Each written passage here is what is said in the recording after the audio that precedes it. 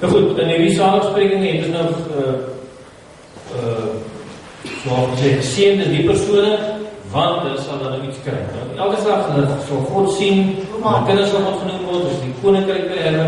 En dit is ook sê, alles gaan daaroor, dat as mens so optree, dan is die deel van die koninkryk van God. Koninkryk van God. En dit pas nie altyd op ons wêreld, so ons sien nie die wêreld, dit is ander motiewe, die wêreld het ander motiverings. Maar ons leef in diens van die Here tot uitbou van sy koninkryk. Maar goed, die statistiek sê ons dat daar hoe baie ons nou al die kerk mag vind, ons kan nie maar ek het verby gaan en so, dis nou met ons benadering, want daar 300 Christene, wat omdat hulle glo per maand doodgemaak word. Net omdat hulle glo. So dit, ek weet nie of ons reg verstaan dat dit sal wees nie, want wat kos het ons nou eintlik? Ons maak het as het maar vervelig zaak is. En meer dan 700 van hulle word aan enige van 'n vorm van geweld doodgestel. Hulle word tronke gegooi, hulle word geslaan, hulle word vrouens word verkragt, jy kan dit nie glo nie. Dit is wat gebeur in die wêreld naby. Dit is ons rustig geveel in die kerk. Interessant om te sien dat om vervolg te word as 'n gelowige is, in die Bybel sê dit amper deel van gelowig wees. En dit lees ons in Timoteus. Almal wat in Christus Jesus toegewy aan God wil lewe, sal ook vervolg word. Dus dit is interessant om te sê dat Paulus, wat die vader van gelowiges is, hy self ook die kerk vervolg. Hy het die kerk, die eerste Christene, hy het vir hulle gevang, soos daar vir Stefanus, en hy het vir hulle daar gesleep, en hulle klippe doodgegooi, want hulle is nie vertrouw aan die idee wat hy gehad het van die godsdienst. So Paulus self was een wat mense vervolg. Tot hy net nou tot inkeer gekom het, en we sê met ja, nee, maar eintlik het ek mense vervolg wat eintlik die waarheid praat, wat eintlik die waarheid van Christus bring. Maar dit is interessant dat die wyse van die geloof is eintlik die wêreld sê, man, as jy vervolg, want vervolg hulle terug. Maar die Bybel sê nee, seën die wat vir jou. Dit is ons eintlik baie vreemd. Ons wil nie graag seën mense wat ons vervolg nie.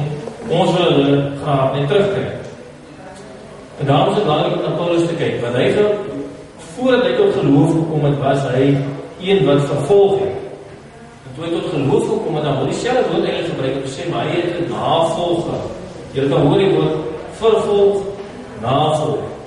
Selfde woord. En toe het Paulus met ywer, so hy met ywer die kerk probeer uitroei, so het hy met ywer die kerk gedien. Nadat hy tot verkering gekom het. So daarom wil ek dieselfde woord gebruik in ons strewe, ons volging van Jesus. In 1 Timoteus 6 staan daar, streef na, en dit is daai selfde woord, streef na opregtheid, toewyding aan God, geloof, liefde en volharding.